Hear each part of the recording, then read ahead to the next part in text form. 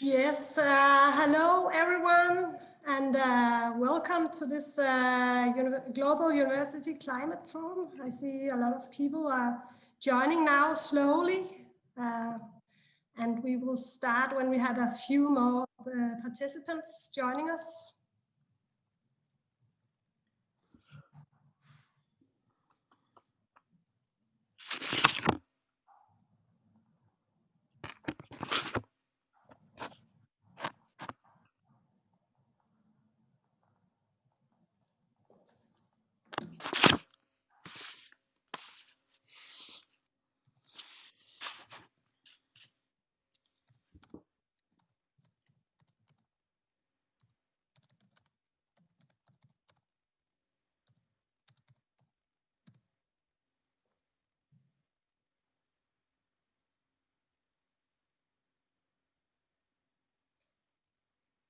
Okay, I think I will just go ahead and start and welcome you to this Global University Climate Forum. I'm pleased to see that a lot of you are joining now. My name is Laura Thomason, and I go by the pronouns she, her. I am from the University of Copenhagen in Denmark, where I work at the Education and Student unit. I'm a project manager of a new strategic project here called Green Education. And yes, see if a lot of people, hello everyone, yeah. Before we start today's session, I will just read a statement of respect and inclusion from the Global University Climate Forum. The Global University Climate Forum brings students together to share ideas, learn, connect, and act on global imperatives of addressing climate change. These are the forum principles of respect and inclusion. Be inclusive. Strive to ensure that all feel welcome and valued. This applied to our speakers and guests, as well as our students participants. Be open. Consider ideas that challenge your belief. If we support and learn from one another in this diverse group, we each become stronger. Listen honestly. The forum is a neutral and safe space for testing ideas and asking questions. Work to receive rather than react. Mindfully. Bring the value of respect, inclusiveness, and humbleness into your actions as a climate activist. In the spirit of respect, inclusiveness, and humbleness, the organizers of the Global University Climate Forum acknowledge that in many cases, today's society built on a foundation of oppression, whether it has been through forced occupation of land or through the subjugation of people. There currently exists a deep and seemingly incurable injustice throughout the world. The organizers of the forum ask that all participants consider their role in advancing a new future and putting us on a pathway to right these wrongs. And on that note, hello everybody, and please feel free to ask, use the chat forum, and we will take your question afterward in the Q&A session. Today's session is on a clean energy transition anchored in radical collaboration. And I'm pleased to introduce our speaker today, Paul Clement Hunt. Hello, Paul. Paul Hi, is founder and CIO of the Blender Group, Capital Group, and the former head of UNEP Financial Initiative. And I'm sure, Paul, you will give yourself a better further introduction. But on that note, let's get started. I'm really excited to hear what you have to tell us today. Welcome, Paul. Laura, thank you very much. And first of all, I identify as he and him. I want to thank Yale, but also the Global University Challenge, the whole community, for letting me take some of your time today to give my... It's not a speech, it's not a presentation, it's a series of my reflections, my mistakes, my obsessions that have led me to where I am in terms of the clean energy transition for all. And after a 34-year career as a journalist, business person, then a UN official, and then back to being an entrepreneur. So look, I'm going to give a historical perspective and a personal experience. And with that, let's go to the first slide. If we may. Okay, so I'm starting. My first obsession was Antarctica, which you will see before you. What I'll do is I will frame how I got to the point where I am after, as I say, 34 years in terms of climate and clean energy transition. And so it's a personal journey. Why Antarctica? Well, look, I studied economics. I left university in 1986. I had a very simple goal, which was to be a sports journalist. And for 4 years, I followed that.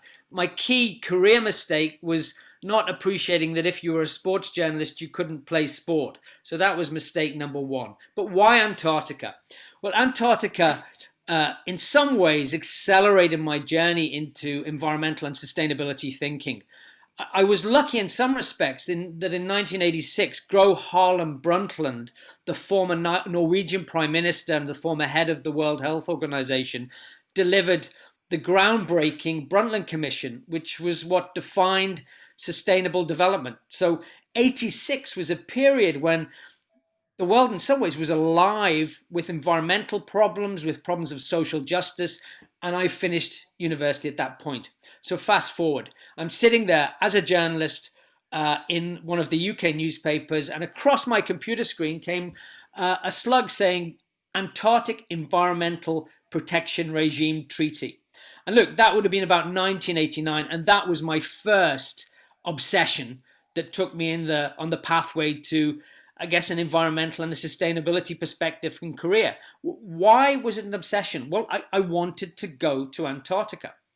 And I spent 2 years as a journalist following what was a phenomenal treaty that had 39 nations, coming together to say, we will protect Antarctica for the next 50, 60 years, and we'll make it a place where you cannot explore for fossil fuels or for coal or ruin the place. So I found that as a journalist fascinating. But what I found more fascinating, can I have the next slide, please?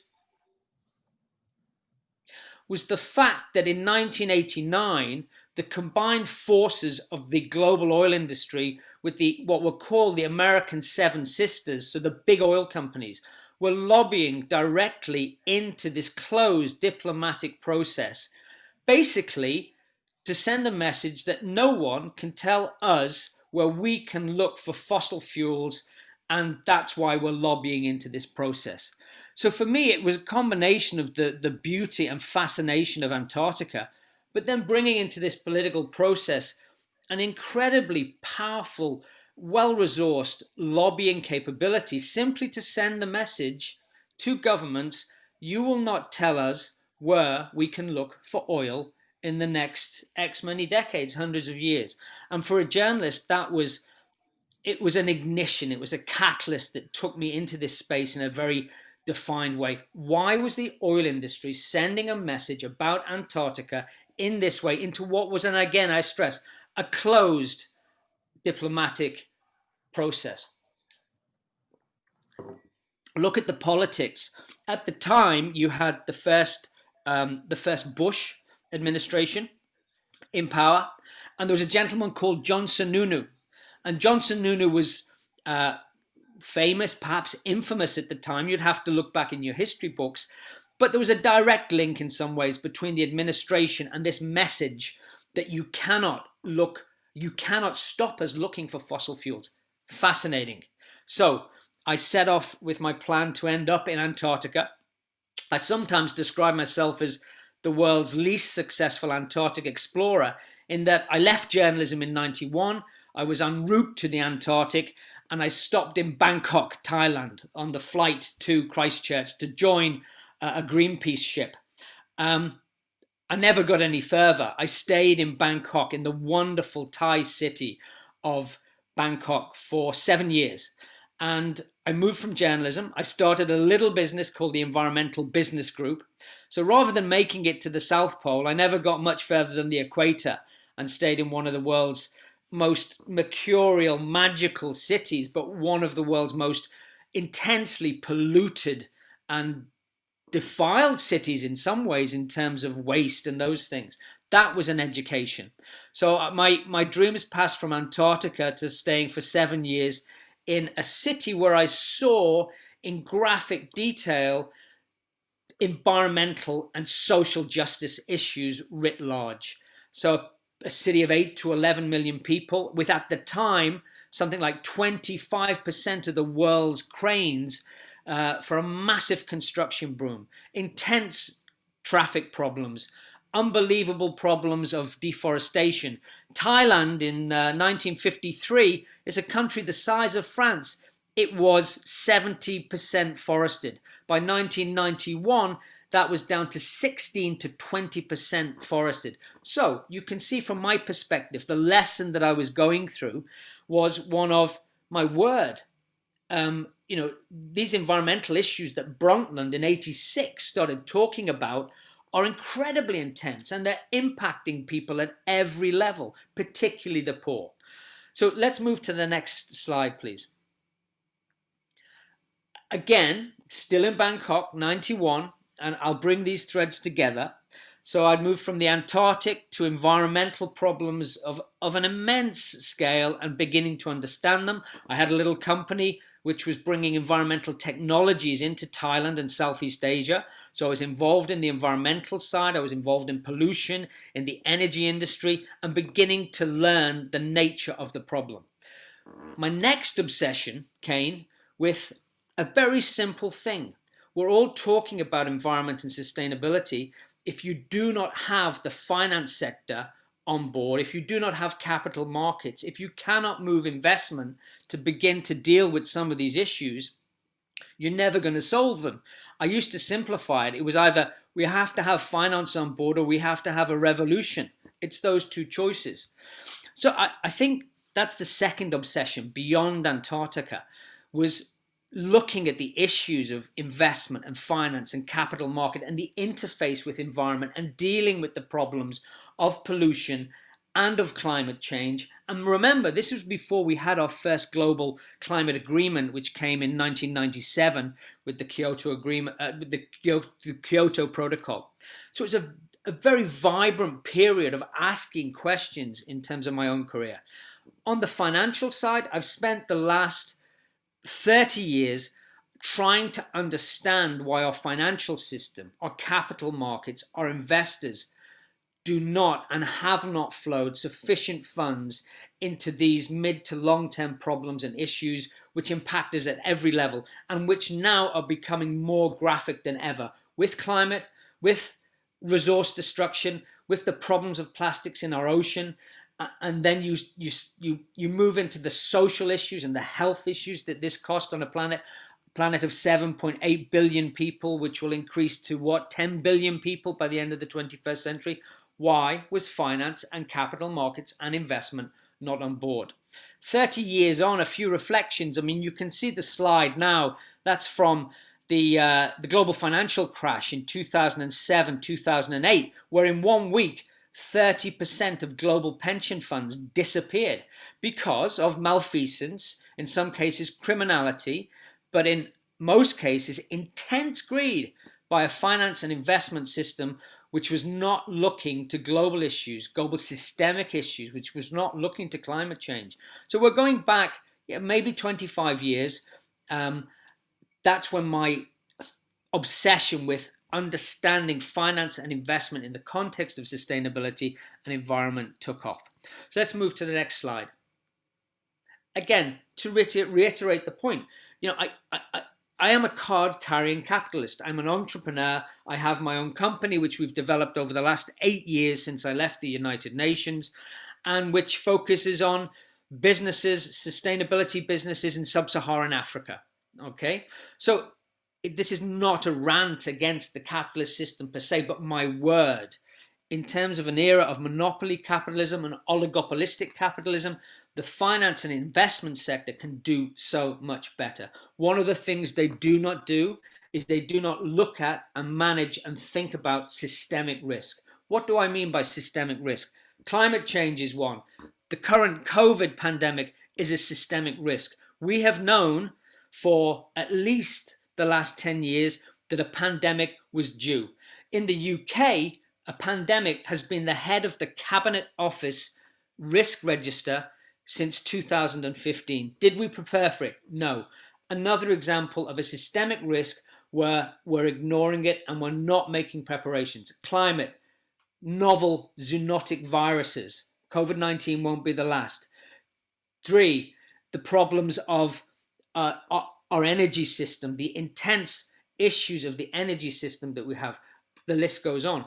And I'm afraid, I think there is a direct connection between the way our system underestimates and does not configure the problems of systemic risk, again, climate, deforestation, pollution, ocean problems, problems of food insecurity, in an appropriate manner. And that is what I have been involved in a humble way of trying to change over the last 25 years. Can we go on to the next slide, please?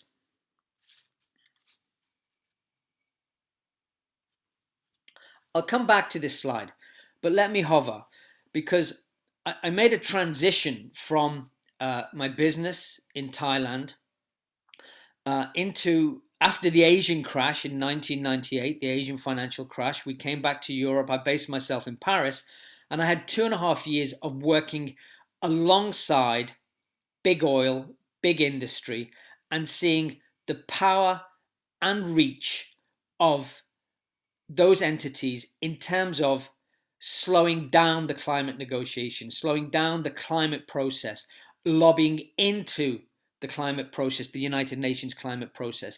Some people would say, why did it take us from 1997 to get the Kyoto Protocol until 2015 to finalize the Paris Agreement?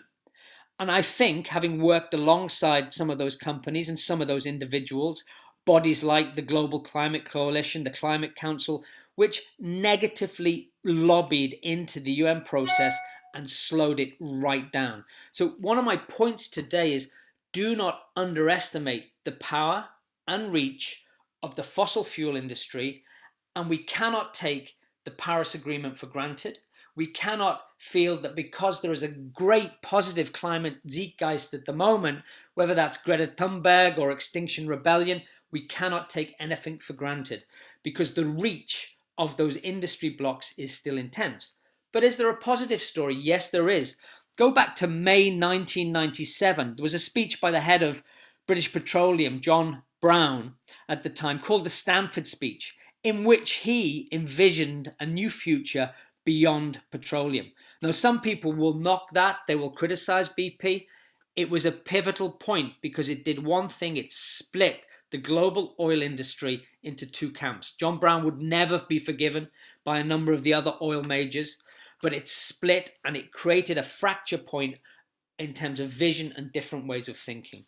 So again, to capture my own journey was seeing as a direct observer, as a participant, the resources that were put to play to undermine the UN climate process. And when people say 97 Kyoto Protocol to 2015 Paris Climate Agreement, that's a long time. There are reasons for that, both reasons of political will, both reasons of inertia, reasons of industrial and particularly fossil fuel industry lobbying.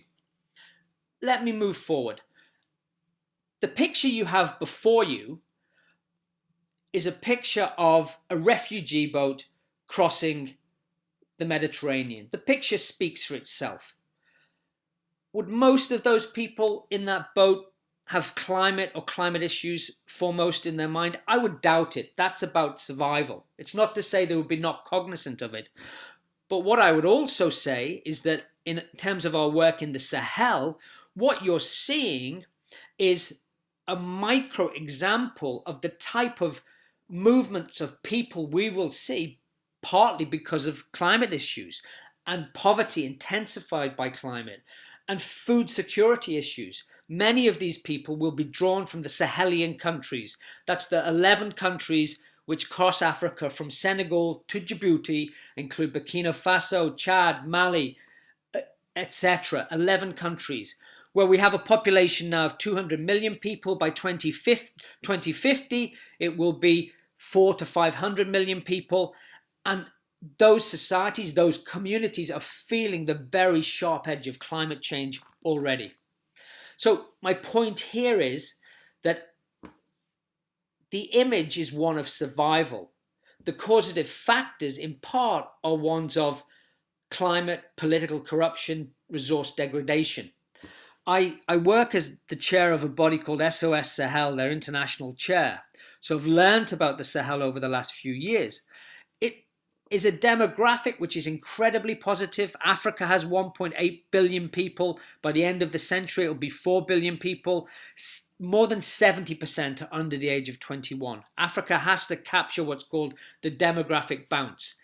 If we let climate progress, if we don't deal with political corruption, if we don't deal with problems of food security, this type of image is only the very beginning. Serious enough. Let me move on. Next slide, please.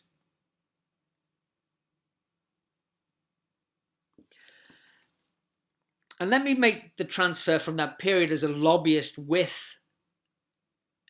a variety of industry groups. I worked for the International Chamber of Commerce in Paris, and it was a ringside seat in seeing both the positive impact of multinational companies, but also the negative impact of companies. My next evolution was I went into the UN. I was still fascinated by finance and capital markets and the interface between environment and capital markets. And I spent 12 years running a body called UNEP Finance Initiative, which was a partnership between the UN with global finance, banking, insurance, and asset management. And again, another 12-year period of lessons in terms of how individuals can make a difference, but individuals, good individuals working for big, powerful institutions also make bad choices in their career, which intensify problems and intensify issues. So let's fast forward to the crash of 2007, 2008. By then, I'd been in the UN for 8 years, managing this partnership. We launched something called the Principles for Responsible Investment with Kofi Annan. 14 years on, it's backed by $100 trillion and 3,000 large investment funds, including pension funds. We had achievements.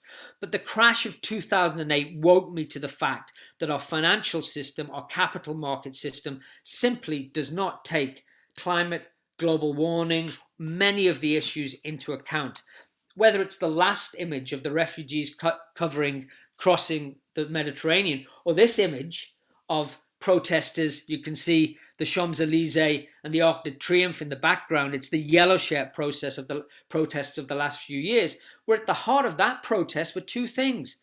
It was a rise in fuel tax, and it was a reduction in the speed limit in rural France. There are other factors, but again, at the heart of that volatility are issues of the fossil fuel industry.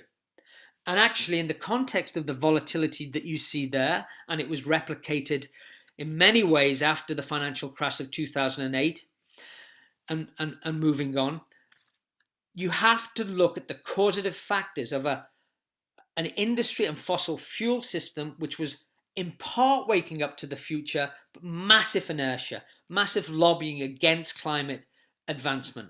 You have to look at the financial system, which was not investing effectively to manage the risks going forward. You have to look at the impact that has on ordinary people, whether it's in France or whether it's in Burkina Faso over a period of time. So what's my point here is that you have a series of incredibly important architectures, the energy architecture, the financial architecture, the political architecture, which are not thinking long and hard. And it was a pivot point for me, 2008, in that I was representing the UN in a partnership with the finance sector. I understood that many good individuals were trying to shift it, but fundamentally, the sector itself was not thinking of the future, was not deploying the assets that it would need to. And I guess part of my learning was these big systems, whether it's energy or whether it's finance, do we confront them or do we collaborate with them? 10 years on, my confirmed opinion is we need to enter a form of radical collaboration. And that's both, we have a choice in some ways. Do we want the fossil fuel industry in 2040 facing the equivalent of a Nuremberg trial for crimes against the planet and crimes against humanity? Or do we want to implement the equivalent of a truth and reconciliation process, allowing us to work with those parts of the fossil fuel industry which really do have a vision beyond fossil fuel and have the capability to deliver energy alongside a symphony of systems, whether that's distributed, off-grid, on-grid, hybrid, natural systems. The only way we will deliver sufficient energy for a population of 10 billion people and reduce our carbon output effectively by 2050 is through radical collaboration. That doesn't mean necessarily becoming radicals, but it's radically collaborating with people who have a vision for the future, and that might include fossil fuel companies. It's complicated. Do I think divestment works? I think divestment sends an incredibly powerful signal. I think Greta Thunberg has done incredible work, has mobilized the next generation, has mobilized many of my generation and woken the problem up. But in terms of actually delivering energy for all, at the moment, there are over 1 billion people who are in energy poverty, much more in terms of energy insecurity. We cannot forget these people on the journey.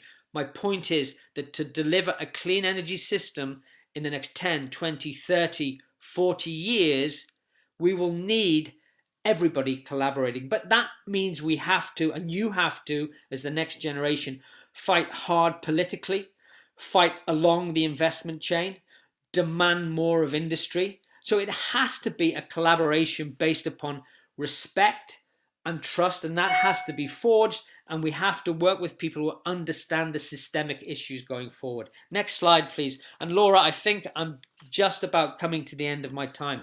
So back to that. You have 5 more minutes. Okay, perfect. Thank you very much.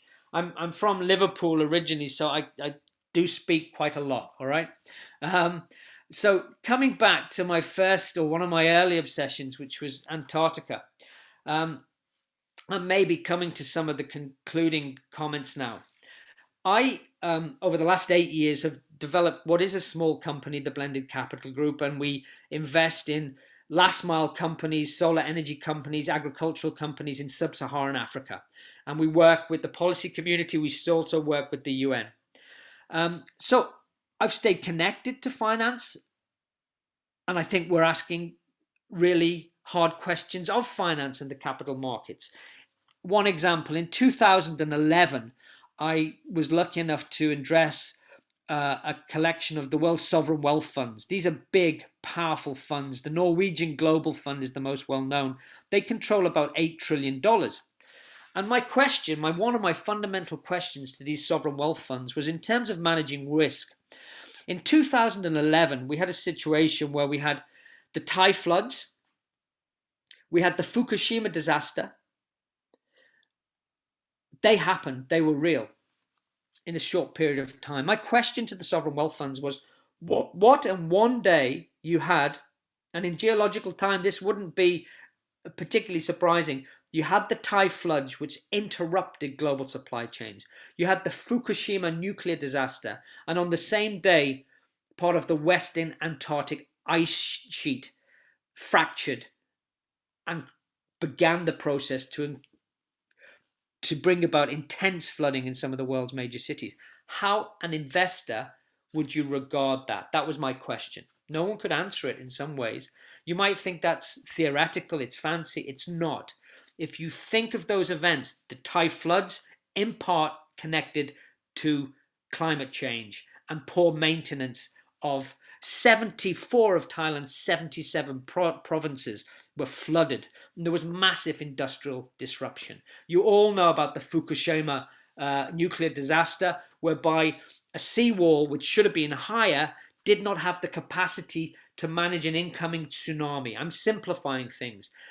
And the reality of the Western Antarctic ice sheet breaking is not removed from reality. How do financial institutions, powerful investors, think and manage forward systemic risk, of which climate is the one under the greatest focus after COVID-19, perhaps at the moment? How are those systemic risks managed? And a simple thing as I come to my conclusion is the deepest pools of capital in the world are owned by the most regular people. So the largest pension funds are typically police people, fire people, mid to low level civil servants, nurses, the people who make up the very core of our society and are often paid not as well as they should be. But those pension pots, those capital pots, are the deepest pools of capital in the world. And it's those pools of capital that need to be protected and need to be invested in a green future going forward. Let me finish off very briefly with, next slide please. Can you just whip to the last slide? That would be good. One more. There you go. So look, I chair a UK charity called the Future Fit Foundation. This is not advertising and marketing. It is a UK charity. And what they're asking is, how do we make businesses, communities, governments fit for the future? But also, how do we protect the system going forward? You'll see at the base of the diagram what's called the original Porter model, where business had to think about suppliers, new entrants, industry rivals. Then we added economy, environmental context, technological context. Then we add society, and then we add environment. It's all part of the same system. And part of the Future Fit Foundation's case is that we need to move from shareholder value, which in some ways we are, to shared value. That process is beginning, to systems value. We need to value our systems. So we need to manage short-term, mid-term and long-term risks. We need to invest our pools of capital far more aggressively into the future. And to do that, we need radical collaboration, again, across politics, across investment, across civil society. That is the only way we will develop and deliver a clean energy transition in the coming decades. And the responsibility is not just with the future generations. We are unwinding 250 years of a fossil fuel architecture which has served certain countries and certain societies very well. We're unwinding 250 years of an energy reality which needs to change in the next 10, 20, maximum 30 years as quick as we can. Again, my point, do not underestimate the powers of inertia, political corruption, and the power of the lobbying engines that will look to slow down this. Do not underestimate them. But at the same time, mine is a message of, it is a message of hope, born on 34 years of experience across the UN, across finance, across business. Why am I optimistic? The power of thinking the next generation, the power of my generation in terms of digital solutions, in terms of fintech solutions, in terms of new energy solutions, in terms of bringing those energy components, whether it's in some ways the most forward-thinking parts of the fossil fuel industry who are willing to change. Distributed power will be huge. Electrification will be huge. The hydrogen economy, which is coming, if we attract the investment and the political will to move it forward. I think I will leave it there. Forgive me for moving in some ways so quickly and for being so personal in terms of my own journey. So, as I say, someone who set off to be a sports journalist and made a fundamental error, who wanted to go to Antarctica and never made it further than Bangkok, and spent 12 years in the UN in a partnership with finance, where ultimately I thought we'd done a good job, but it also exposed the finance and investment system in my mind for what it was. We have a tremendous task. It will only come through radical collaboration. Laura, I hope I've made some sense. And back to you. Thank you. Thank you so much, Paul, for taking us on your journey. It was really interesting. I like your personal view also on the topic. And we already have a lot of questions coming in the Q&A. And Laura, this is the fun bit, okay? So I'm going to put myself. Yes, I will just choose some of those questions and read them towards you. And for all participants, please feel free to ask questions at the Q&A. And also, please feel free to vote on each other's questions. I will choose to read out those questions who have the highest upvotes. So please use the upvotes if you like to have your support a question. So Paul, the first question is coming here from Christina Hart.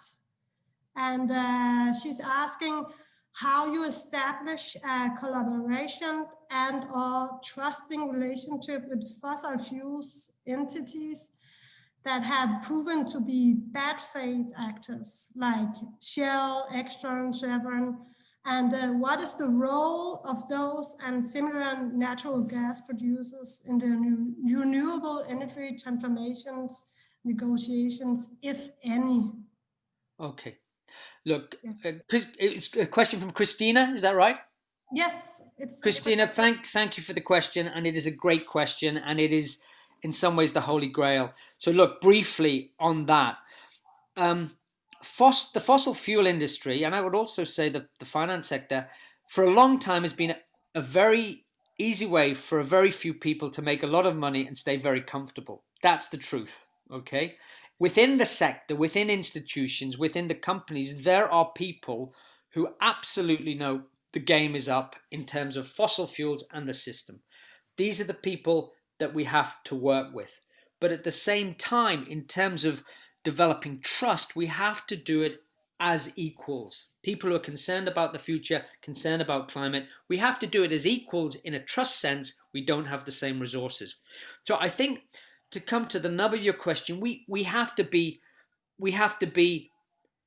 open to discussion but hard in negotiation. And I come back to a point that I made, and I'll re-emphasize it.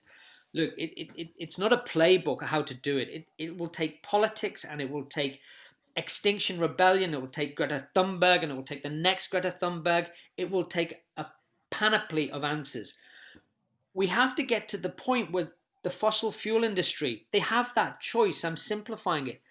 Do you want the equivalent of a Nuremberg trial in 2040, where you have not changed your ways, where you have continued to corrupt politics, where you've continued to buy things? I'm not saying this is the whole fossil fuel industry. Do you want the choice between that in 2040, where the politicians, your generation, bring them to account?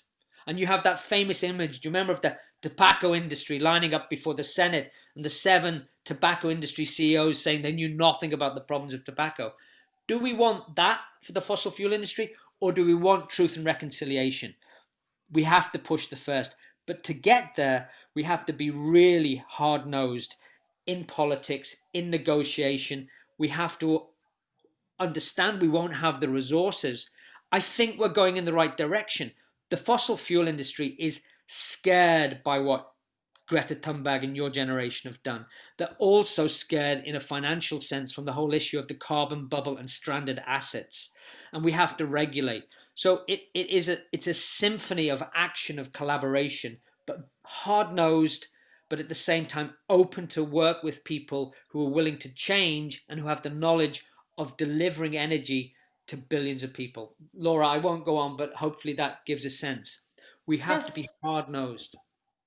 Thank you, Paul. And still a lot of questions here. The next one is from Sukmani Mentor. And the question from Sukmani is, Is capitalistic democracy a contradiction in terms? And is it a systemic risk? So I missed part of the phrase, capitalistic what? Capitalistic democracy. Okay. Contradiction in terms. Look, great question again, and thank you for that. I guess we're delving into a little bit of political economy, and I would, capitalism exists now Schumpeter. If you go back to the economist Schumpeter, we're in an era of monopoly capitalism, oligopolistic capitalism, where intense amounts of power are concentrated in a very limited number of companies. I don't view that in some ways as capitalism. That type of capitalism takes us into the whole area of corruption of political processes, massive lobbying, massive funding of the elections, whether in the US or elsewhere, and that coming together of political power and economic power, I think it brands itself as capitalism, but it's not. It's monopoly capitalism.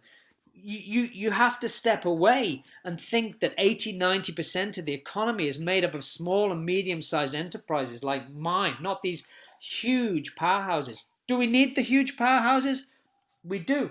The example on the plate for us at the moment, to be honest, Pfizer, in terms of the COVID-19 vaccine, which hopefully will come, and some of the other big companies, that's tremendous. At the same time, you read in the Financial Times today that on the day he made the announcement about the vaccine, the CEO of Pfizer was paid $5.6 million. And one of his key scientific officers was paid 1.6 because of a share bounce. They will say it was pre-prescribed, it was due to them. That's the wrong optics. That's the wrong sort of capitalism. That's undue reward for undue risk. What about the 40,000 people who took the vaccine? They were taking the real risk. They're not making the money. So there are many examples, but that's an example of a type of capitalism which I reject. We need big companies. We need the scientific power. But when they dominate political processes and they dominate multilateral processes, that's when there's a corruption of power. So, Laura, back to you. Okay, thank you so much. The next question is a quite long one. It comes from Beatrice. And Beatrice is a part of the investment movement here at the university in Singapore. And the response they get when they collaborate with the investments office is that the markets are rapidly shifting to sustainable industries anyway. So it is only a matter of time. They do not seem to understand the urgency of the matter or the symbolic meaning behind divestment. How do we convince them otherwise, or should we just trust that the divestment will happen gradually? That is the question. Okay, I'm going to go quite technical. And sorry, the person who asked the question, her name was, or Beatrice. Okay, Beatrice, thank you for the question. And technical, you don't just engage with your investment officer at the university. You ask them very specific questions. It's about fiduciary duty and management of risk. There was a 2005 report, 150-page legal interpretation done by Freshfields, Brookhouse, Derringer, and Professor Paul Q. Watchman. And it asked the question whether investors had a fiduciary duty to take on board environmental, social, and governance risk, ESG risks. Okay, so you want to ask very specific questions. The investment office, in terms of dealing with these risks, are they fulfilling their fiduciary duty? Because actually, in the 9 major capital market jurisdictions, fiduciary duty requires investors to shift over time as public policy changes and risks come about. So I could speak for an hour and a half on this, but Beatrice, in terms of anyone with divestment, get very specific. Understand their fiduciary obligations. Understand the trust deeds of what the university is doing in investing. Do not accept the flannel of the markets are moving very quickly to sustainability. That is bogus. It's not true. And look, let me finish with one example. In 2006, we launched something after 3 years of work called the UMPRI, the Principles for Responsible Investment, with Kofi Annan at the New York Stock Exchange. He rang the opening bell. 14 years on, there's 3,000 institutions and $100 trillion. So everything's solved, right? Everyone's investing responsibly. No. You have got to be in a position where you differentiate between the flannel and the marketing and all of those things, and ask really hard technical questions and put people on the spot. And you have to research and go deep on this, but all the resources are there. And I will happily contribute some of the key resources afterwards to ask those questions. Final point. Since the global financial crash of 2008, the finance sector and the capital markets, they desperately need to rebuild trust with their regular clients and industrial clients.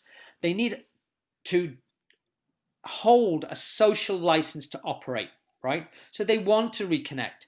But the reality is it's much easier to lobby politically, to play political parties, to pay political parties. So again, we have to still untangle the power concentrated in certain industry blocks with the political process and ask the hardest questions. So on divestment, incredibly powerful signal, can be used tactically, can be used strategically, but in its own sense, it's simply not enough to change. That's why I advocate for radical collaboration. Sorry, Laura, these answers are too long, but the questions are so good.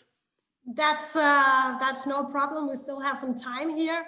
The next question is it's another sort of question. It's from Joshua, and the question is: do you consider that we have already passed the peak of oil production? Is that your consideration? You know what? I no. I'll tell you why, and I keep coming back to my Antarctic obsession. Go back to 1989-90, where the fossil fuel industry was lobbying into this closed diplomatic process. We know there are massive volumes and reserves of coal, potentially oil, in Antarctica. Okay, it's almost a certainty. So one of my barometers of whether we're being successful to decarbonize is whether, okay, so my objective now, how old am I? 55. By 2041, when the Antarctic Environmental Protection Regime is up for renewal, with potential renegotiation in 2048, if we are trying to renegotiate that and still worried about fossil fuel in Antarctica, then we've got well, most probably it's too late. So my barometer is, you'll be told by a lot of people that we've passed peak oil, but part of the issue there is how power flows and where the remaining oil and fossil fuel resources exist. Go to China. The Chinese 11th, and it's not criticizing China, but their 11th 5-year plan in 2011, I think it was the 11th, they wanted to reduce from 75% use of coal to 72%. All right, and in doing that, by 2015, they would have still been using more coal. Now, I salute China for its work on clean energy and green energy and wind power, but the biggest concentration of billionaires in China is in Jiangxi province, which is the coal province. So again, let's kid ourselves that we're going to automatically slip off fossil fuels. The battle is only just beginning, and Paris is not safe. And we've got a lot of work to do. Don't kid yourself. It is a battle going ahead over the next 20 years. Because again, my point, a lot of people make a lot of money very easily and live a comfy life and empower their families through an industry which 250 years ago we didn't know was bad. 100 years ago we didn't know was bad. Maybe 50, 60 years ago we began to think in the 70s, what is happening here? And there's been a 50, 60-year delay since then. Sorry, again, a long answer, but I'm loving the questions. And you're getting my opinions. I'm not a scientist, I'm not an engineer, but I've been around and I know. Don't take it for granted that this is happening. Okay, thank you, Paul. And now a question about inequality. It's from Louis. And the question is, how can you speak of collaboration in the situation of inequality? Only equals can collaborate. For us, there is no choice but to obey or to disobey. All right, so there's a book called the Ragged Trouser Philanthropist from the 1930s, which I'd recommend the person who's just asked that question to read. You have a choice in terms of opposing what is not right. In terms of the equality piece, I need to understand the question a little bit more. What is the actual question inside there? It's more of a statement than a question. What's the question? Yeah. I think it's more a kind of a statement also. Yeah, I can't answer a statement. No. Is that a new message just come in? Yes. Let's go. Let me maybe answer it very briefly in one way, which is, look, so the planet is 7.8 billion people. When I left the UN, I very much wanted to get my, in a good sense, hands dirty in the developing and frontier economies where the poorest of the poor live. And one of the reasons I got involved in the Sahel, and they are the poorest of the poor with no resources. One of the great joys of the last year, and I'll give you one example, is empowerment of local people on their terms. We have one business in East Africa, and as an example, it's a last mile distributor. It does clean energy, productive agricultural technologies, and it's a for-profit business. The reason the business is profitable and successful, and it serves 52,000 people in the Lake Victoria region of Kenya with technologies and clean energy, right, is because we started in the villages simply asking, and our Kenyan colleagues asking what people actually needed, not imposing technological solutions. Again, agricultural outgrowing communities, if they are empowered with what they need and they know better than anybody, they begin to accrue the type of assets and distributed infrastructure they need to become a more resilient community. I'm not answering the question, but let me come back to Laura. I know our time is short now. Yeah, our time is really short and we have a lot of questions. We don't have the time to take all of the questions. And Paul, you also have to do a closing remark. But maybe we can just, if you answer a bit briefly, we can take two more questions. Okay. The first one is about the current pandemic. How do you see the future of the financial industry shifting in relation to environmental protection, and how would it impact the current social, capitalistic, consumeristic structure? Look, I think that the pandemic has accelerated the battle for the soul of finance and investment, right? As I say, having worked with them and inside it for 30 years, there are individuals who know, as I've said, that the game is up, that the system has to change, right? And there are some very, very positive things happening in and around responsible investment, ESG, clean energies, new industry, all of those things. But the volumes where it needs to happen, it needs to go from hundreds of billions to trillions. Okay, I think the price tag on delivering the SDGs sort of has morphed up from about $3.5 trillion a year to more than $5, $6, $7 trillion a year. That finance and investment, as it stands, in my mind, is still dysfunctional, is still sick, is beginning to understand that they have a choice between reconnecting with customers and clients and industries and businesses, or they stay connected to power through corruption of political systems. And that's a tabloid answer. It's not casting every financial institution, but at the heart of finance and the capital market system, they have to understand the social license to operate will only come if they begin to channel investment into the future, into social infrastructure, into why have we not got a goal of universal infrastructure coverage by the end of the 21st century? We've got universal health coverage. I'm not a socialist, but you know what? You don't have a society or community if you don't have health and you don't have infrastructure, and we can't put them in place. Well, you're not doing your job in terms of finance and investment. That's my fundamental message. Finance has a battle over the next few years to either completely change. One key point, the economist J.K. Galbraith, my favorite, from 1900 to he was 95 when he died. He got it. Just because people manage a lot of money doesn't mean they're smart, and that just because people pay themselves a lot of money doesn't mean they're smart. And all of these issues, the critical one is their memory is short. So we cannot let this crisis be forgotten so quickly. Laura, back to you. Yes.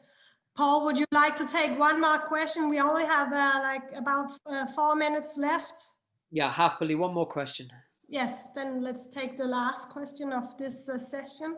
The question from Reich, and the question is that you identified the fossil fuel lobby as one of the main contributors to delaying progress in decarbonization.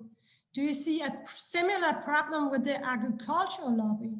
If so, how can we learn from the past to avoid delays in the future due to such lobbying? And we only have a short time left of this session. You know what? I wouldn't call it the agricultural lobby. I would call it those where there is an intense concentration of power, which would take us perhaps to multinationals. I think they have the capacity for great good, but also great harm. And it is similar to the decisions and rewiring of the finance sector, financial institutions, and the investment institutions. So many of those big blocks, they have to make a fundamental decision. We have the systemic risks, we understand them, we understand the planet with 7.8 billion people has many different needs. It will be 10 billion by the end of the century. We have to change. And there has to be powerful and bold leadership within those sectors. And also a much greater, fairer distribution down the value chain. We deal with a lot of agricultural outgrowers in Africa. They get nothing on the dollar for what they put into the value chains. That has to change. So again, I'm not answering the question, but I'm trying to keep it quick. Laura, I think I've got to finish now. Yes. Thank you, everyone, for asking questions. Sorry that we didn't have the time to answer every question today. And Paul, thank you for being with us at the Global University Climate Forum. Thank you for taking your time. And please, if you have some final closing remarks for the session. Yeah, just simple comments. The type of radical collaboration, it's easy to say, it's very hard to do in a complicated world. I would advise anyone at university or studying now is learn about the systems. How does the political system interface with the financial system? How do the industrial systems work? Learn how to play and understand. We need a new political economy. That's what we fundamentally need, and that's the way politics and economy come together. In some ways, the model has served as well, or a few countries and a few communities well. We need to reconfigure the system to capture, in some ways, the spirit of free enterprise and those entrepreneurial agricultural outgrowers in Kenya and Senegal or in Brazil. We need to capture that essence. To get there, I would think the leaders on this university challenge, the leaders of the future and the people who will work in companies, understand the systems, be honest in your own decisions. In some ways, you know what? Follow your star, don't follow money. Follow your star. And what I understand from the people who joined this, it is about creating a world which is resilient, where it is fairer. Be honest in those decisions that you make during your career and follow your star. Don't follow money. Thank you. Thank you so much, Paul. That was a really nice wrap off. And everybody, thank you for this session. And I would like to say goodbye now from Copenhagen, Denmark, where I am. And have a nice day all over the world. Bye. Thank you, Laura. Thanks, everybody. Thank you, Paul.